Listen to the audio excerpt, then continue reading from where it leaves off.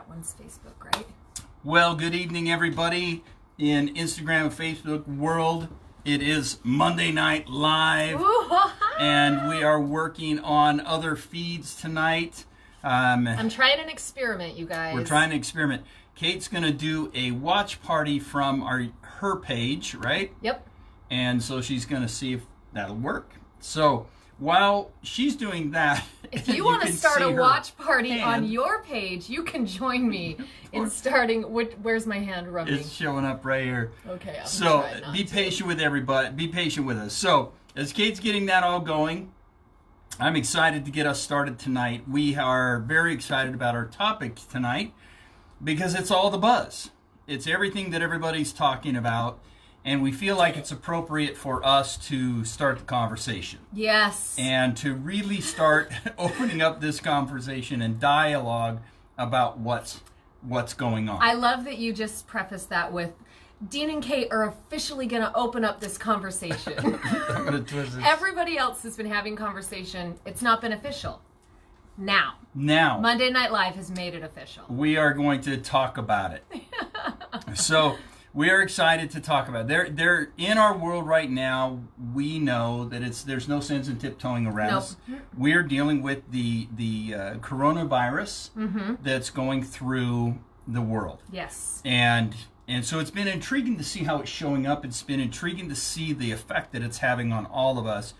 And I will tell you that in all of my coaching work and in all of my coaching clients over the last 2 weeks, it is the main topic. Yep. Oh, absolutely. In our groups, conversation. In coaching, yep. All of it. And so we want to talk about it and some of the concerns that we have and some of the insights that we've gained and some of the things that we want to encourage everybody to do. Yes, absolutely. And in fact, here's a little spoiler. We did a podcast about this on Sunday. Yes, that we did. We are going to release just as soon as I can figure out how to do that. Kate is working on that. She is working on launching that. Hello, Beverly. It's good to see you. Thank you for watching. So as we talk about this, what's been really interesting to me is the different approaches to it. Right. And what has really been intriguing to me is the information that we've been getting and the misinformation that we've been getting. Absolutely. And the different beliefs about it. And so I think one of the first things that I really want to lead out is the number one thing we need to be doing is we need to be really educating ourselves. Yes. And I really do appreciate, because step back. So I got my bachelor's degree in mass communications, yes. Right? And so really honestly, since I graduated with my bachelor's degree in mass communications, I haven't really paid attention to the news until I hear from other people. Like I'm not a consumer of CNN, NBC, Fox, whatever it is. I just don't, because my education, the mainstream media, because my education's like, oh, everybody's just agenda driven. So I will do my research and figure things out on my own.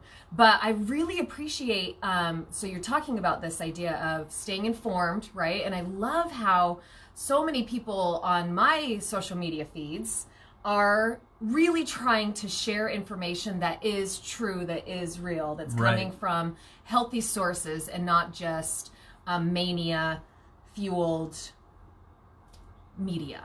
Yes. And that is important. It is important that we are paying attention to the websites that are giving out the accurate information. The origin of the coronavirus, that was one of the misinformations that initially came out, that it came from eating bat soup. We've since found out that that's not true. Or monkeys' brains in the Temple of Doom. That we did talk about that in the podcast. On the podcast. Is the Indiana Jones reference there. Thank you. Brain stopped. But it is one of those things that we've got to be able to educate ourselves and really have real-time information. So really finding out what is going on is going to be an important piece in really helping people cope with this piece. The next thing I think we have to do is we have to recognize, are we doing everything we can do to protect or to take care of ourselves and take care of others? Right. And I think a layer that we can add to this, which is all over the meme world right now, is in necessity and not in excess. Right. excess. Yes. Yes. I don't even know what that first word was. Referring to the toilet paper, catastrophe that is sweeping the nation and leaving most logical human beings scratching their heads. Right. And hopefully not other parts. Oh. But it is an issue. And that's where I think tonight I wanted to really open the discussion about the two viruses that are really affecting us right now. Right. One of the things I really have liked about Wayne Dyer is he uses the term mind virus. And we've talked about it several times in our webisodes. And this mind virus of fear, and how a lot of times the mind virus overtakes logic, reason, it overtakes information, it overtakes all the things that really make sense. Right. And this is where the toilet paper issue is. You know, we get a few people that are very susceptible to doomsday thinking, susceptible to fatalistic thinking, very susceptible to the world is not a safe place thinking. And then we release information that there's a virus that is contagious and does have deadly ramifications. Not even releasing the information of how deadly or how contagious it can be. These individuals start to prep. Right. Panic and prep. And next thing you know, they're rolling through Costco with full hazmat uniforms, and this unfortunately is not an exaggeration, with carts full of toilet paper and water. And the concern with that is that it's not even logical. It's not even a disease that affects that part of your body. It's not like you're going to get stuck without toilet paper. But what it does now is it creates another virus, the virus of fear. Yes. And that virus is what is contagious more than any other virus that's out there, is the mind virus of fear, because now everybody's responding to the fear. Right. Now everybody's like, oh, these people are grabbing all of this, and it creates an energy of scarcity. Yes. And the scarcity energy is so contagious that it causes people to overreact, and it causes people to respond in ways that they normally wouldn't. And that's the scary part. That's the scary part of this virus situation, is the mind virus that's attached to it. And it is far more contagious than the coronavirus, because the coronavirus it's a contact issue. It's a matter of washing your hands, don't touch your face, be mindful, keep some space between the two of you. But when it comes to the mind virus, the fear virus, or the virus of scarcity, then that's just a visual thing. Oh, yes. You show up and you walk through Walmart and you see empty shelves, it kicks that scarcity virus inside of people. And people respond to it. Oh. And some people are more susceptible than others. Absolutely. Like talking about the contagion rate, right? Like the numbers that are coming out now about the contagion rate of the coronavirus is what? 2 and a little bit? Little over two people are going to contain you. Every person that has the virus potentially can 2 people can be contracted from them. Right. Versus chickenpox or measles, which is for every 1 person, 10 people can become infected. Yeah. And that's a statistic that's been put out. So we know that for every 1 person that has corona, they can infect 2 people, versus measles, chickenpox, which for 1 person can infect 9 to 10 people. Right. But speaking of that fear virus that we're talking about, the contagion rate for that is 1 person. 50? Hundreds. Can you even put a number on that? It's ridiculous. It is absolutely fascinating. Yes. Yeah. And that mind virus and that scarcity and that fear of is what we've got to really be aware of. So it's intriguing to me how scarcity really, and that virus of scarcity, affects other people. And I love that you brought up, like, even just the impact of going into a store and seeing the shelves bare in a lot of different sections, or the videos, or the things that people are posting, right? So we have that contagion rate, right? Like that fear domino. But then I just am very spiritually, mythically, mystically centered.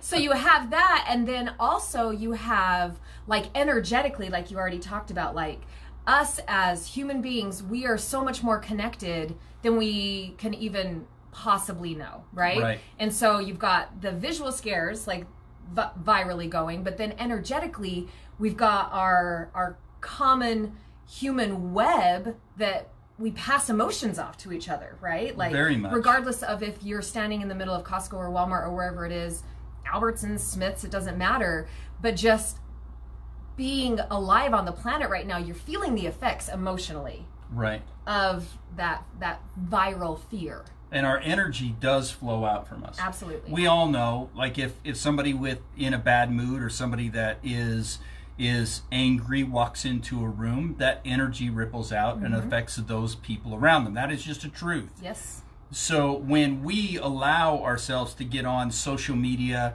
or we allow ourselves to get on and watch the news and those types of things, and the energy shifts inside of us, and we can turn to our children and go, hey, everything's going to be fine. But what they're feeling inside, that ripple, that energy that they feel from us, is what's going to translate more than what I'm verbally saying. Right, absolutely. And so because of that, the infection rate of that fear virus is from our emotional energy can infect us as well, is what you're saying. Yes, absolutely. And I love how you brought that up, because it doesn't even take language. And you could be saying something that's exactly the opposite of what you're actually feeling, and that energy, that emotion is going to be felt. Yes. In its true form. Yeah. So our goal then is to counter that. Our goal is to, well, not necessarily counter it. I should step back from that term. I don't like countering it, because anytime you counter it, you give it energy. But our goal is to refocus. Our goal is to use a coping skill of focus to shift our energy over to truth and what we know to be true. And that's going to be the important thing. I think we've got to use our conscience, we've got to use our common sense, and we've got to start making choices and decisions from what is important. That's where we use the other coping skill of evidence. I was just thinking that. Go. Well, I think that focus and evidence are the perfect coping skills to apply in this scenario, because with evidence, you can like focus down that road, right, of the doomsday prep, of this is the apocalypse and the whole world is, I love those memes that are coming out with the Will Smith in the I Am Legend, and it's just him and his dog, and it's like, this is gonna be me in 3 weeks, right? Like, the whole world has been eradicated and me and my dog are left, right? That idea, like, some people really are that swept up in the fear of it, I think. Yeah, and I think theology does that too. Absolutely. There's certain theological bases that support this end of days theory. Right. However, so you can choose to focus on that and find plenty of evidence that is a potential path that we're all headed down, right? Yes. Or you can choose to focus on what is real, what is true, what's happening for you right now, and gather all of that evidence, right? Like, okay, I'm just really aware that this is a worldwide situation. I'm going to do everything that I can to keep myself and the people around me healthy and our immune system strong. I'm going to collect all the evidence about what is real right now and not listen to sensational news media, but the facts, right? Like, what is the contagion rate? How many people have died? And I love that. I talked about this piece too on our podcast that I hope I get out in time before the virus is done. But but that idea of from that quote from Mr. Rogers, that he was really scared as a little boy, like a big catastrophe happened, an earthquake, a hurricane, I can't remember what it was watching the news with his mother, and he was really afraid.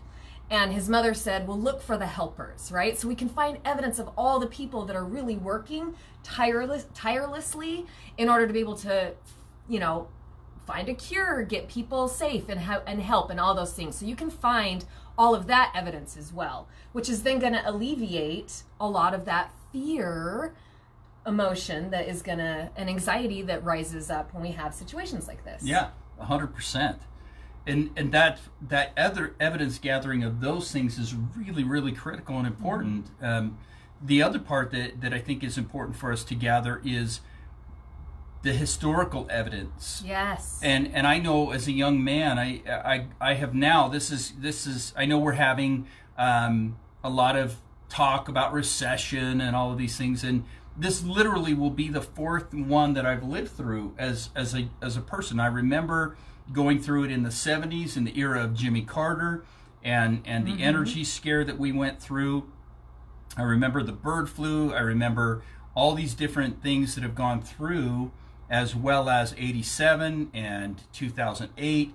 But 2000, right? Like the Y2K thing? Y2K scare. I remember that one. You know, all of these things are the evidence that we need to be gathering. And we have to remember the doomsday believers back then, too. There were cults. I remember in Y2K, the cult that actually believed that there was a ship hiding behind the moon and people took their lives so they could join that group of people. So there are those people that are susceptible to the fear virus to that point. But what we have to remember is we have to look at the evidence ahead of us and the evidence behind us that shows us that this has happened for me in my lifetime 4 times already, and 4 times we've been okay, or 3 times we've been okay.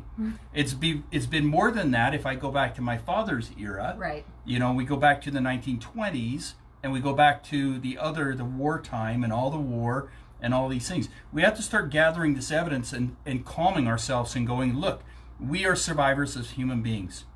We will calmly walk through this. We will survive all of these things. And we just have to make sure that, as you said, we're looking for the helpers, and most importantly, be a helper. Yes, absolutely be a helper. There are so many ways that we can be looking out for those around us. And there are a lot of people out there without toilet paper. Right? Oh, And apparently, we may need to be loaning some toilet paper out. Well, not loaning, but giving toilet paper out. Don't loan it. But and in all seriousness, there are people that are going to have the inability. You know, we look at the elderly who are the most susceptible to the virus. We know that anybody over the age of 80 is in the target range for this virus.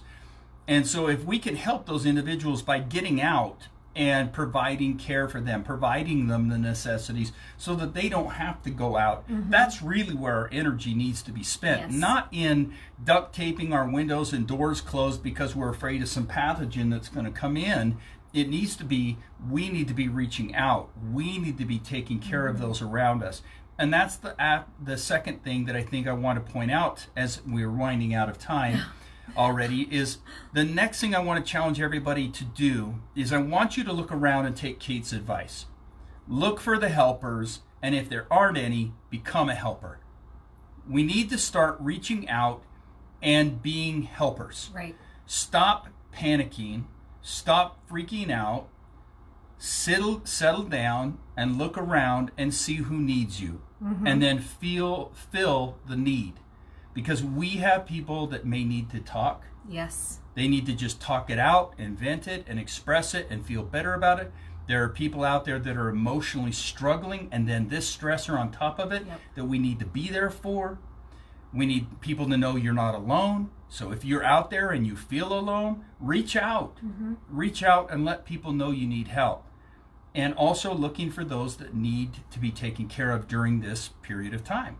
And if we can do these things, if we can shift our focus, if we can gather the appropriate evidence, if we can recognize which virus is really attacking me right now. Right, absolutely.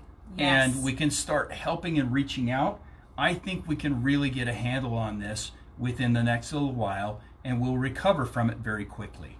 I believe that 100%. I think that was very eloquently said, Dean. Wow, thank you. You're welcome. I worked hard on that. Oh, well, we love you guys. Our time is up. We can hardly believe it. In case, if you've got 10 minutes to buzz over here to the Turning Leaf Wellness Center, we have our support group going tonight. I cleaned the office yesterday. It's been sanitized and everything is set to go. So if you're feeling like you need a little extra support, a really safe space to come and just talk about what's going on in your mind and in your heart and in your life, we're here. It's just the support group. Quite literally, you're invited.